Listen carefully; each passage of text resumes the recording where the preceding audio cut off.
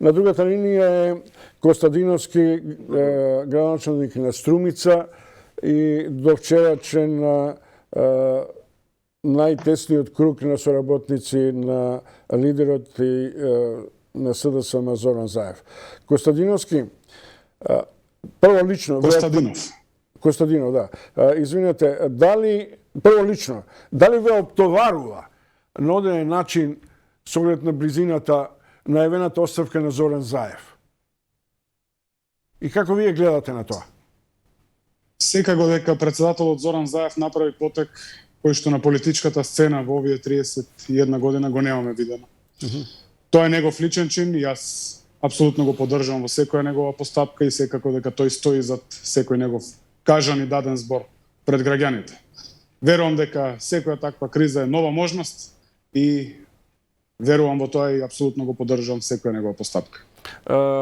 Господин Костадинов, какво е салдото на Струмица, која за разлика од едно 20-30 големи урбани средини беа во дебели минусни буџети? Како салдо дочекавте во Струмица и дали ќе има доволно средства за оние капитални инвестиции кои ги навестивте?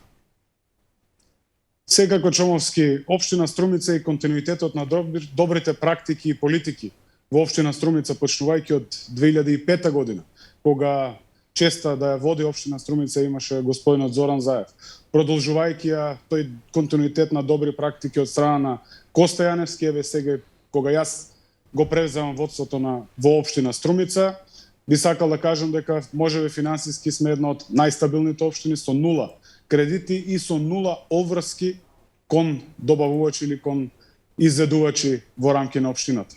Салдото е поприлично добро, имаме околу над 100 милиони денари на буџетската сметка, така да верувам и во однос на приходите кои што веќе се планирани во приходниот дел на буџетот да ги реализираме во тековната 2022 година, така да мислам дека ќе имаме доволно средства, согласно сите укажувања од Министерството за финансии, дека ќе имаме можност да ги реализираме зацртаните капитални проекти кои што се од суштинска важност на граѓаните, затоа што и изборната програма, секако и развојните програми кои што дел треба да продолжат, дел треба да се допрва прецизираат заедно со граѓаните, со одење од врата на врата, од моја страна, од страна на советниците кои што се во Советот на општина Струмица, преку организирање на буџетските форуми, на форумите на заедници, да другите целни групи ќе ги утврдиме и приоритетите точно и за оваа 2022 година.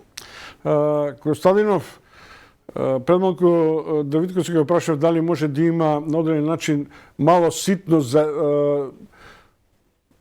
како да кажам, некакви блокади од централната власт ако дојде опозицијата сега на власт или ако оваа власт се однесува кон опозиционите градоначалници. Дали очекувате при евентуална смена на нова власт Струмица да биде мета со оглед на фактот дека таму е да речем политичкиот и личниот легитимитет на Зоран Заев, а вие да бидете страдалници?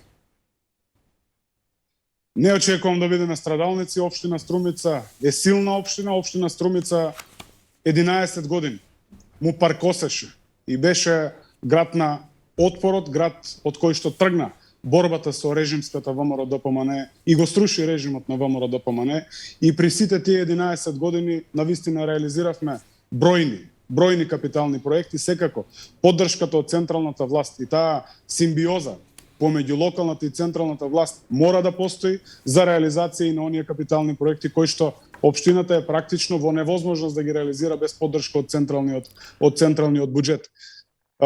Имаме прилика да видиме што се случуваше во општина Струмица во тие 11 години додека ВМРО ДПМН беше на централна власт и секако таа симбиоза за која што пред малку зборував од моментот кога централната власт ја превзема Социјалдемократскиот сојуз на Македонија заедно со премиерот Зоран Заев, може да видиме изградба на бројни фекални канализации, бројни реконструкции на основни училишта, на средни училишта, изградба на спортски сали во самите училишта, спортски игралишта за потребите на струмичани, улици кои што се регионални улици, но кои што се од важност за сите граѓани на општина Струмица и околните општини околу општина Струмица, секако дека таа симбиоза мора да постои.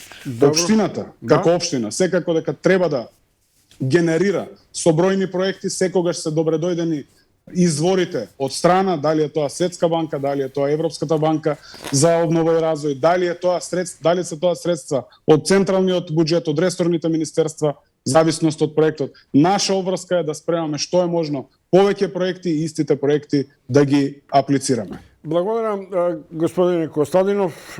Тоа беше началникот Костадинов во Струмица.